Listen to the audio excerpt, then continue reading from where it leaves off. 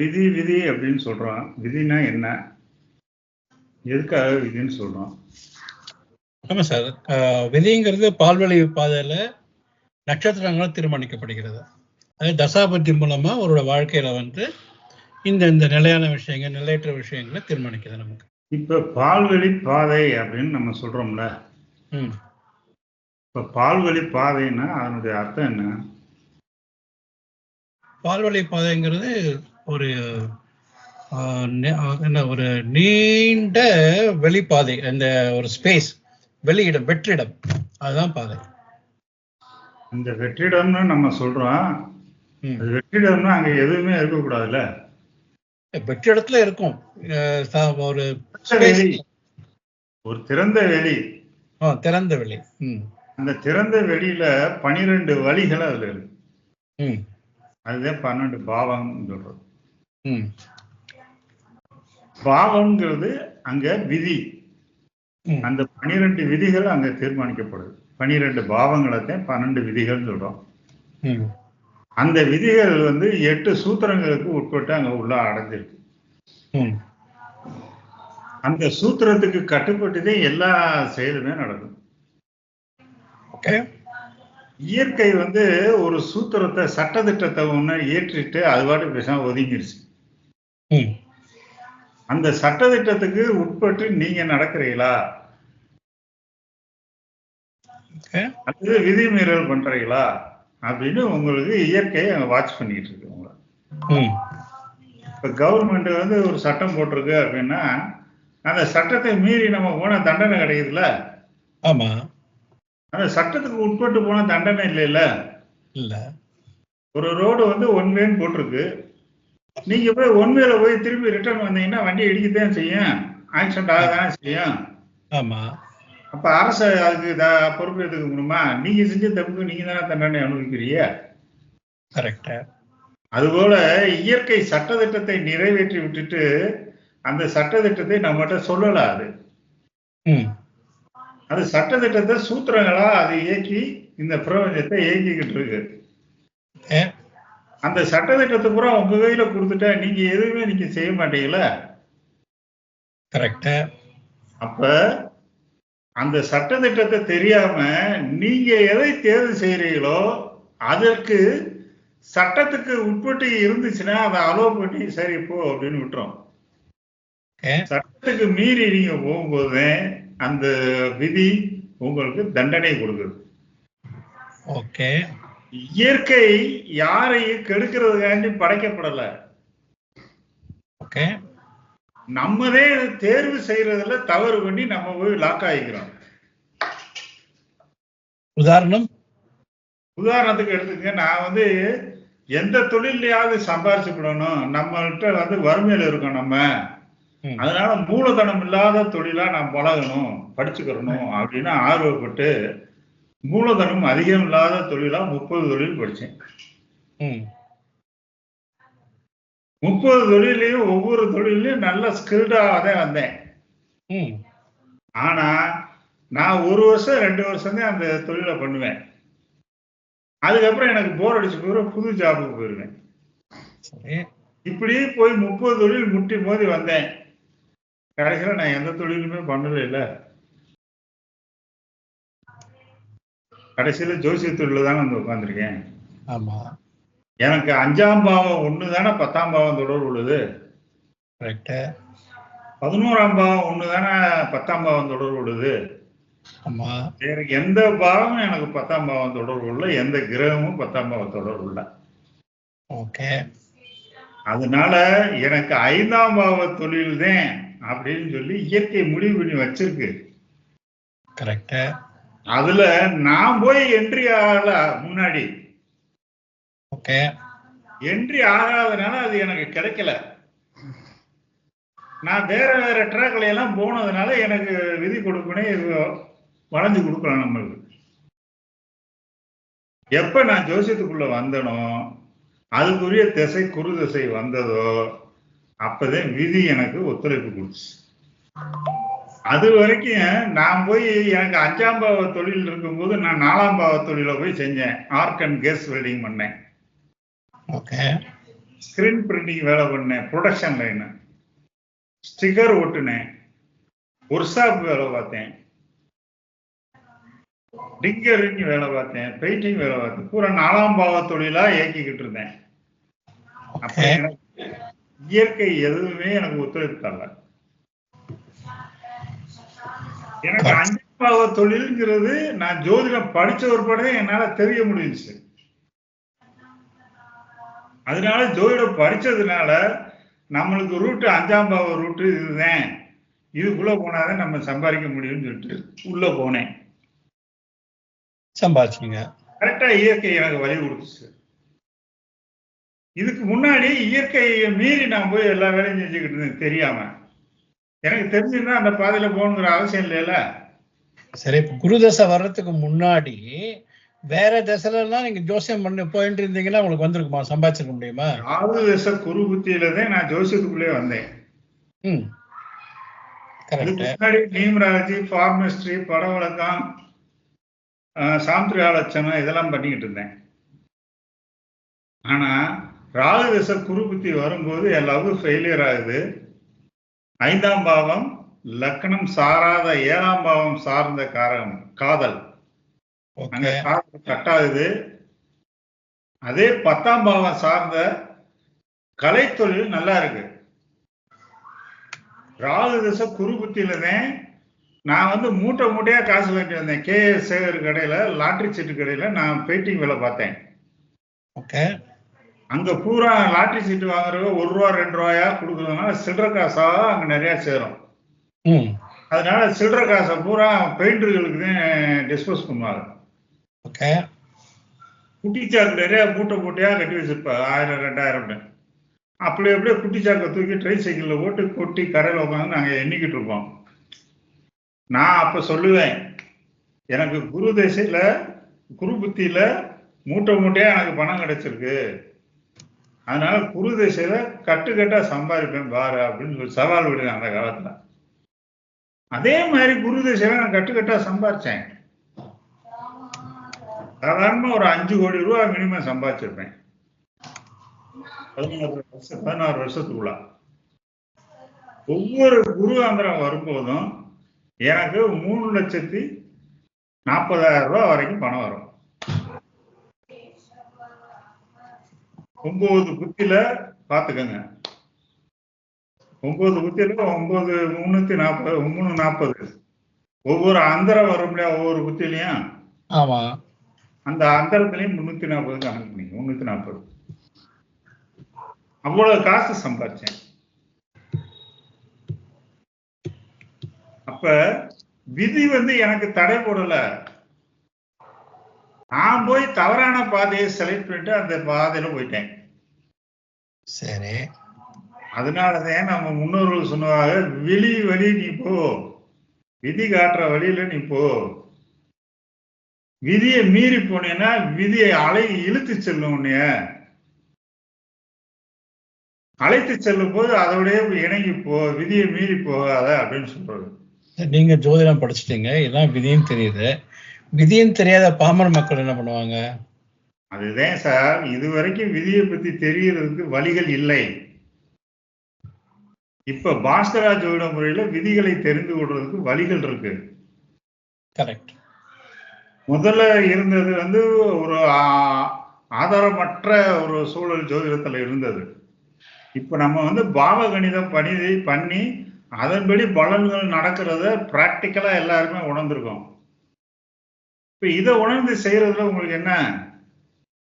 இல்லை, இது ஓகே, ரொம்ப ரொம்ப அற்புதமான விளக்கம்.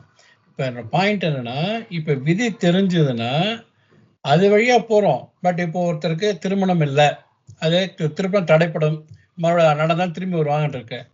அது வந்து விதிப்படி அவங்க போயிட்டு திரும்பி வருவாங்களா, இல்லைன்னா அது தெரிஞ்சுட்டு கல்யாணம் பண்ணிக்காம இருந்துக்கலாமா?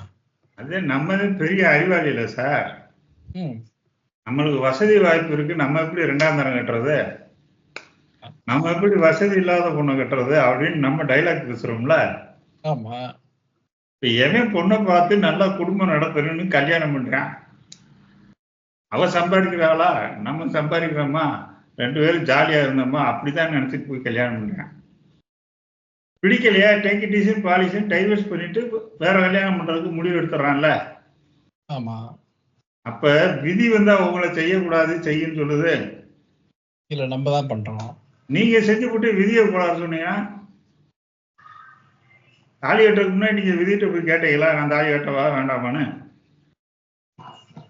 கேட்கல. கரெக்ட். ஆனா நான் அந்த விதி தான் என்ன தாலி கட்ட சொல்லுதுன்னு சொன்னேன்னா, என்ன விதிப்படி நான் அந்த ஏமாத்திட்டு போனோம், என்னோட விதியே அப்படிதான் இருக்கு, நான் ஏமாத்தணும். எல்லாமே விதி வந்து 3 ஆப்ஷன் கொடுத்துருச்சு. எந்த கேள்வியா இருந்தாலும் 3 ஆப்ஷன் இதுல இருக்கு. 5ஆம் பாவம் காதல் திருமணம், 7ஆம் பாவம் பிக்சட் மேரேஜ் ஃபர்ஸ்ட் மேரேஜ், 9ஆம் வீடு செகண்ட் மேரேஜ். உங்களுக்கு எந்த கொடுப்பனி நல்லா இருக்கோ அதை செய்யுங்க. அதை விட்டு போட்டு நான் வசதியானவன் நான் எப்படி 2வது கல்யாணம் பண்றது அப்படின்னா நான் என்ன செய்ய முடியும்? ஜோசியங்கிறவன் வழியதே சார் காட்ட முடியும். நம்ம வழிகடா ஆக முடியுமா? என் கால அப்படி 5ஆம் பாவம் சரியில்லை சார், நான் லவ் மேரேஜுக்கு முயற்சி பண்ணேன். கரெக்டா ராகு தசை ராகு புத்தி ஆரம்பிச்ச அன்னைக்கு 30/4/1985 அன்னைக்கு காலையில 7 மணிக்கு லவ் ஸ்டார்ட் ஆச்சு சார். ராகு தசை ஆரம்பிச்ச அன்னைக்கு காலையில 7 மணிக்கு லவ் ஸ்டார்ட் ஆச்சு. சாயங்காலம் 7 மணிக்கு குடிக்க ஆரம்பிச்சேன். வம்பா ஒரு நண்பர் வந்து அன்னைக்கு வந்து என்னைய ட்ரிங்க்ஸ் வாங்கி கொடுத்து குடிக்க சொல்லி கம்பல் பண்ணி குடிக்க வச்சிட்டார். அந்த ராகு தசை ஆரம்பிச்ச அன்னைக்கே நடக்குது. ராகு தசை ராகு புத்தி ராகு அந்தர வரைக்கும் நல்லா ஜாலியா போகுது. ஏரியாவுக்குள்ள இந்த லவ் மேட்டர்னால பிரச்சனை ஆரம்பிக்குது. அதனால நம்ம வெளியூர்ல இருந்து வந்திருக்கோம், எதுக்குடா பிரச்சனை அப்படின்னு சொல்லிட்டு லவ்வை விட்டுருவோம்னு சொல்லிட்டு லவ்வை விட்டு ஒதுங்கிட்டேன். ஒதுங்கினா அந்த பொண்ணு ரொம்ப ஃபெய்த்தா என்னைய லவ் பண்ணி ரொம்ப அந்த புள்ள மனசளவுல பாதிக்கப்பட்டு உடல்நலம் பாதிச்சு அந்த புள்ள ரொம்ப ஸ்டவுட்டா இருந்த பொண்ணு அப்படியே ஸ்லிமா மாறி ரொம்ப முடியல அந்த பிள்ளைக்கு. அந்த இறக்க உணர்வுல திருப்பி சனி புத்தி ஆரம்பிச்சோன்னா திருப்பி லவ் ஸ்டார்ட் ஆயிடுச்சு. கரெக்டா ராகு புத்தி வரைக்கும் காதல் வந்து நல்லா ஜாலியா போய்கிட்டு இருக்கு சார். ராகு புத்தியில செவ்வாந்தரத்துல அடுத்து குரு வந்து குரு புத்தி ஆரம்பிக்குது. குரு நம்மளுக்கு அப்பதான் பாவமனை தொடர்புக்குள்ள வர்றேன். குரு வந்து 5ஆம் பாவ புத்திநாதன் 4 10 தொடர்புன்னு இருக்கு. அதனால லவ் பீஸ் ஆயிடும். அதனால நம்ம ராகு புத்திக்குள்ளேயே பேசி முடிச்சிருவோம்னு சொல்லிட்டு ராகு புத்தி சந்திரன் அந்தரத்துல போய் பெண் கேட்கிறோம். முறைப்படி பெண் கேட்டு கல்யாணம் பண்றோம். சரின்னு சொல்லிட்டாரு. அது ஜாதகம் தர்றேன் பொருத்தம் பார்க்கணும்னு சொல்லிட்டு அப்படியே இழுத்து ஒரு 4 மாசம் இழுத்தாங்க. கடைசியில செவ்வாந்திரம் முடிஞ்சு கரெக்டா குரு புத்தி குரு ஆந்திரம் ஆரம்பிச்சு 3வது நாள் டப்புன்னு பொண்ணு தரமாட்டோம்னு சொல்லிட்டாங்க. கரெக்டா குரு புத்தி ஃபுல்லா அப்படியே வெக்ஸ் ஆகி போய் எனக்கு 4 10ங்கிறது ஒரு திருப்தியற்ற மனநிலை ஏற்பட்டு தொழில்ல கவனம் இல்லாம இருந்தேன். கரெக்டா அப்படியே கேஎஸ் வேலை புதுசா ஒரு பெரிய வேலை வந்தது. அப்படியே மைண்டு டைவர்ட் ஆகி அதுக்குள்ள போனேன். குரு புத்தி வரைக்கும் பெயிண்டிங் வேலையில சூப்பரா சம்பாதிச்சேன். சனி புத்தி ஆரம்பிச்ச உடனே ஜோசிய தொழிலுக்கு உள்ள வந்தேன். மற்ற ஜோசியர் மாதிரி தான் பாரம்பரிய ஜோதிடத்தை அப்ளை பண்ணுவேன். ஆனா என் ஜாதகத்தை வச்சு பாவமுனை உள்தொடர்பை பத்தி ஆராய்ச்சி பண்ணிக்கிட்டே இருக்கேன். சனி புத்தியில ஏறத்தாழ பாவமுனை தொடர்பு தான் வேலை செய்யுங்கிற முடிவுக்கு வந்துட்டேன். புதன் புத்தி ஆரம்பிச்ச உடனே ஜோசிய தொழில் ஆரம்பிச்சேன். கிளாஸ் எடுத்தேன். கிளாஸ் எடுக்கும்போது மாணவர்கள் நம்மகிட்ட கேட்கக்கூடிய கேள்விகளுக்கு பதில் சொல்லாம முடியாம திணறினேன். அதுக்கப்புறம் அவங்க கேள்விக்கு யோசிச்சு பதில் சொல்லி புதன் புத்தி முடிஞ்சு கேது புத்தி முடிஞ்சு சுக்கிர புத்தி வந்துச்சு. சுக்கிர புத்தி வர்றது வரைக்கும் ஏன் சிஸ்டம்னு யார்கிட்டையுமே சொல்லலாம். கேஎஸ்கே சொல்லியிருக்காருன்னு சொல்லிட்டு நான் பலன் சொல்லிக்கிட்டே இருந்தேன். பலன் நடந்துகிட்டே இருந்தது. சுக்கிர புத்தி வரும்போது தான் புஸ்தகம் எழுதுறேன். பாவமுனை உள்தொடர்புங்கிற புஸ்தகம் எழுதுறேன். அந்த புஸ்தகத்தை எழுதி பாலன் சார்கிட்ட ப்ரூஃப் பார்க்கறதுக்கு கொடுக்குறேன். அவர் ப்ரூஃப் பார்க்கறதுக்கு ஒரிஜினல் கொடு பாஸ்கர் அப்படின்ட்டாரு. அப்போ ஒரு கேள்விக்குறி விழுச்சு, இவ்வளவு எழுதிட்டு நம்ம எப்படா இதை போய் இது பண்றோம்னு சொல்லிட்டு சரி ஞான சம்பந்தத்தை கொடுப்போம்னு சொல்லிட்டு கொடுத்தேன். அவரு வேகமா வாங்கிட்டு போயிட்டு படிச்சு பார்த்து புக்கெல்லாம் சூப்பரா இருக்கு, ஒரிஜினல் தான் நம்ம ப்ரூஃப் பார்க்க முடியும் அப்படின்னு கேட்டார். 2 பேரும் திரும்பி கொண்டாந்து எங்க கையில கொடுத்தாரு. அப்பதான் ராகு தசை சுக்கிர புத்தி சுக்கிரன் அந்தரம் ஓடுது. எனக்கு 12ஆம் பாவ புள்ளியை வந்து சந்திரன் டச் பண்ணி 12க்குள்ள வரேன்.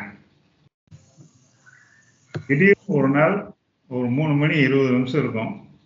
இந்த புஸ்தகத்துக்கு எப்படிடா நம்ம வந்து ப்ரூஃப் பார்க்கறது, இதுக்கு ஒரு லாஜிக்கை உருவாக்குனாதான் நம்ம ப்ரூஃப் பார்க்க முடியும் அப்படின்ட்டு லாஜிக்கை உருவாக்குறேன். லாஜிக்கை நைட்டு பூரா உருவாக்கிட்டு காலையில வந்து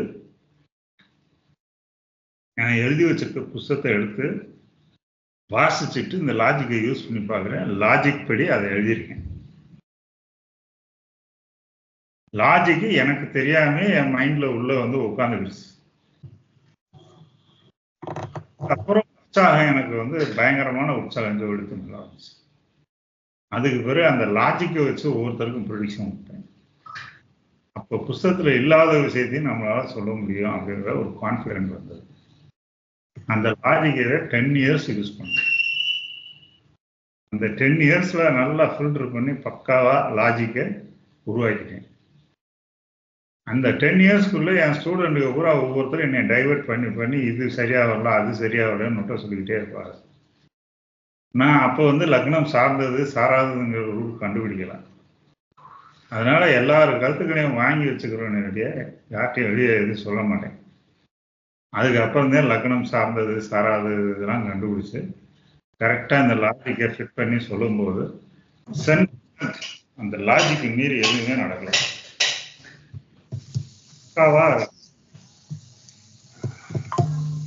விதி வந்து எனக்கு இந்த 5ஆம் பாவ துறைன்னு விதி காட்டினதுனால நான் விதி நூல் படிச்சதுனால எனக்கு தெரிஞ்சிச்சு. நானும் விதி நூல் படிக்கலன்னு வச்சுக்கோங்க, அப்போ உங்களை மாதிரி நானும் சராசரி மனுஷனாக இருந்தேன். இப்ப விதி நூல் படிச்சதுனால எனக்கு இந்த கிரகம் லக்னம் சார்ந்து வேலை செய்யும் செய்யாது அப்படிங்கிறத கரெக்டா 10% நான் வந்து ஃபில்டர் பண்ணி வச்சுட்டேன். 9 கிரகமும் எனக்கு என் ஜாதகத்துல என்ன செய்யும். என் ஜாதகத்துல ஒரு பிரமாதம் என்ன அப்படின்னா 9 கிரகங்கள்ல 8 கிரகங்கள் பாவ புத்தினாருன்னா 12 பாவத்துக்கு வந்துருச்சு. அதனால ஒவ்வொரு புத்தியிலும் எனக்கு அந்தந்த பாவங்கள் வேலை செய்யறத அக்யூரேட்டா நான் பார்க்க முடியும், உணரவும் முடியும். இப்ப இதுக்கு மேல நான் என்னத்தை போய் வேற இடத்த போய் பார்க்க போறேன்? பார்க்க வேண்டாம். விதி நூல் படிக்கக்கூடிய ரகசியத்தை வந்து யாருமே சொல்லல. நான் முதல் உள்ள கொடுத்துருக்கேன். அந்த விதி நூலை வந்து இப்ப எல்லாரும் வீடியோ பார்த்துட்டு இது போதும் அப்படின்னு தான் போறாங்க. புத்தகத்தை படிச்சுட்டு இது போதும்னு சொல்றாங்க. என்கிட்ட நேரடியா வந்தாதே சில அனுபவங்களும் சில நுணுக்கங்களையும் நான் சொல்லித்தர முடியும். லாஜிக்கை வச்சு எப்படி இன்டர்பிரேஷன் கொடுக்கறது அப்படிங்கிறது நேரடியா வந்து படிச்சாருன்னு தெரியும். நான் இந்த லாஜிக்கை போய் புத்தகத்துல போய் வளர்த்துனா அவருக்கு புரியாது. அனுபவபூர்வமா என்கிட்ட வந்து நேரடியா தொட்டு காமிச்சாங்க. இது பலரும் புரிஞ்சுக்கிறாம செய்யறாங்க. இது போக பலர் என்னுடைய கருத்தை எடுத்துக்கிட்டு தவறான வழிபாட்டுதலை பண்ணிக்கிட்டு இருக்காங்க. அப்ப விதி வந்து நம்மளை வந்து கெட்ட வழியில போல, நல்ல வழிய 12 வழியுமே வச்சிருக்கு, நல்லது கெட்டது 2யுமே வச்சிருக்கு. நீங்க தேர்வு செய்யறதுனால ஏற்படக்கூடிய கொடுப்பனையாது. என்னுடைய ஸ்டூடெண்ட் ஆனந்தன் இருக்காரு சென்னையில, நார்த் இந்தியன். அவருக்கு வந்து சுக்கிரதசை நடக்குது. சுக்கிரன் 2, 4, 6, 8, 10, 12 தொடரும். சுக்கிரதசை ஸ்டார்டிங்ல என்கிட்ட வர்றாரு. இந்த திசையில நல்லா சம்பாதிப்பார், நல்லா ஏர்னிங் பண்ணுங்க அப்படின்னு சொல்லிட்டேன். பல கோடி ரூபா சம்பாதிச்சிட்டார். எனக்கு ஜோதிடத்துல எனக்கு மாசம் மாசம் அந்த காலத்துல இருந்து 2002ல இருந்து மாசம் மாசம் எனக்கு 10,000 ரூபா கொடுப்பாரு. நான் கவர்மெண்ட் கட்டுற ஐடியை உங்களுக்கு கொடுக்குறேன் சார், நீங்க சாப்பிடுங்க சார். அவரு என்னை கேட்காம எதுவுமே செய்ய மாட்டார். கரெக்டா சுக்கிர தசையில கடைசி புத்தி கேது புத்தி வருது, ஆர்டர் குமியுது. நான் சொல்லிட்டேன், அடுத்து சூரிய புத்தியே உனக்கு சரி வராது, கம்பெனி இழுத்து மூட வேண்டியது வரும், வேற ஃபீல்டுக்கு போயிடுவேன் அப்படின்னு சொல்லியிருக்கேன்.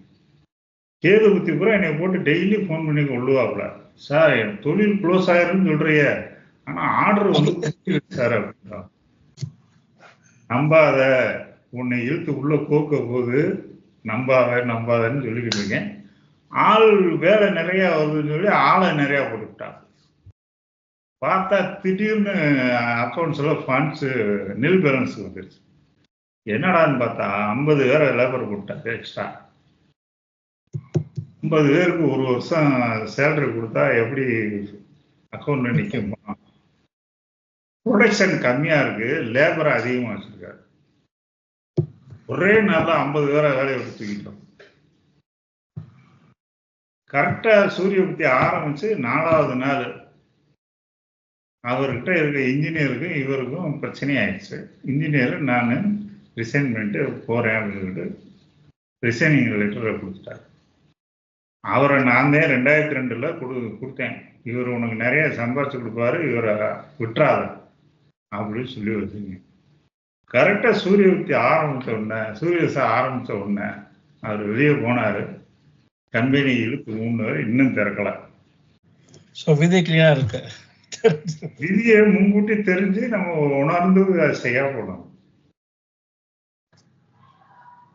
இன்னும் அவரால் அந்த ஃபேக்டரி நடத்த முடியல சார். எல்லா மெட்டீரியல்ஸும் இருக்கு, லாக் பண்ணிக்கிட்டு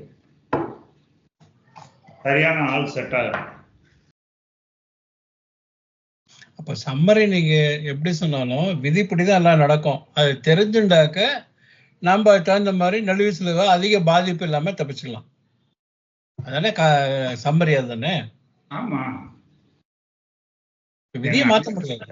விதியை தெரியும். இப்போ அவருக்கு வந்து க்ளோஸ் ஆக போகுதுங்கிறது தெரிஞ்சது, அவர் இன்னும் நிறைய இன்வெஸ்ட் பண்ணாம எதுவும் பண்ணாம சேஃப்கார்ட் பண்ணிக்கலாம், தொழில் மூட போகுதுன்னு தெரிஞ்சு. ஆனா ஆர்டர் வந்துட்டே இருக்கு, அது டைலமா. நான் சேஃப்கார்ட் பண்ணிட்டேன். நான் சேஃப்கார்ட் பண்ணாட்டியா அவர் என்ன செஞ்சிருப்பாரு? ஒண்ணு வாங்கி போட்டிருப்பாரு எல்லாத்தையும். அவரு நிறைய ஒர்க்கை எடுத்து சிக்கி சின்னாபனமா இருப்பாரு.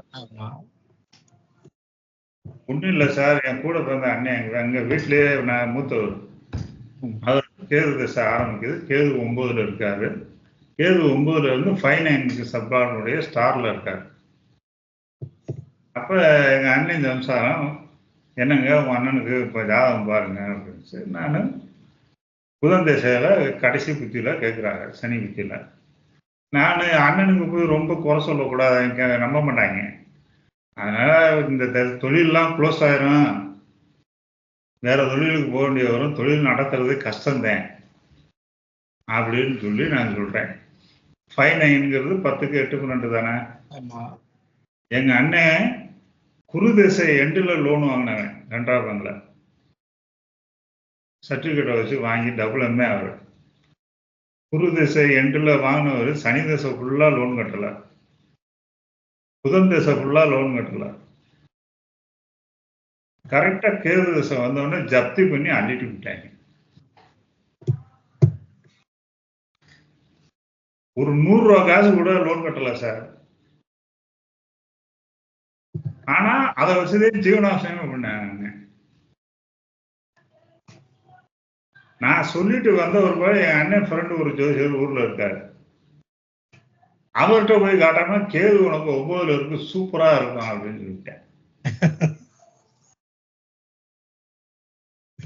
அடுத்த வாரம் நான் ஊருக்கு போறேன். என் அண்ணன் முன்னாடி, என்னங்க நீங்க இவ்வளவு நல்லாவே சொல்லல, அவங்க நல்லா சொன்னாங்க. நான் சிரிச்சுக்கிட்டே சொன்னேன், சொன்னவன் வந்து உன்னை காப்பாற்ற போறது கிடையாது, நடக்க வெட்டியும் யார் சொன்னது நடக்குதுன்னு பாருங்க அப்படின்னு. கரெக்டா ஜப்தி பண்ணி முடிஞ்சோடனே என்னங்க அப்படின்னு, என்ன நின்னாங்க, நான் என்ன முன்னாடியே யோசிக்க சொன்னேன்ல. அப்புறம் கடைசியில ஐடியா கொடுத்தேன், ஏதாவது கோவில் குளங்கள் திருப்பணி எடுத்து பண்ணுங்க, அதுல கொஞ்சம் வருமானம் வரும், அதை வச்சு வண்டியை ஓட்டுங்க அப்படின்னு. 16 வருஷமா மூடி இருந்த கோயில எங்க அண்ணன் ஃப்ரெண்டு 5-9 சேர்ந்தாங்க. அந்த கோயில் திருப்பணிய வேலையை முடிச்சுட்டாங்க. கரெக்டா அந்த 7 வருஷம் கேது தசைக்குள்ள திருப்பணி வேலையை முடிச்சு அந்த கோயிலையும் திறந்து நல்ல பேர் எடுத்துட்டாங்க ஊருக்குள்ள. கரெக்டா சுக்கிர தசை ஆரம்பிச்சுன்னா அதை விட்டு வெளியேற்றிருச்சு. இதுதான் விதி.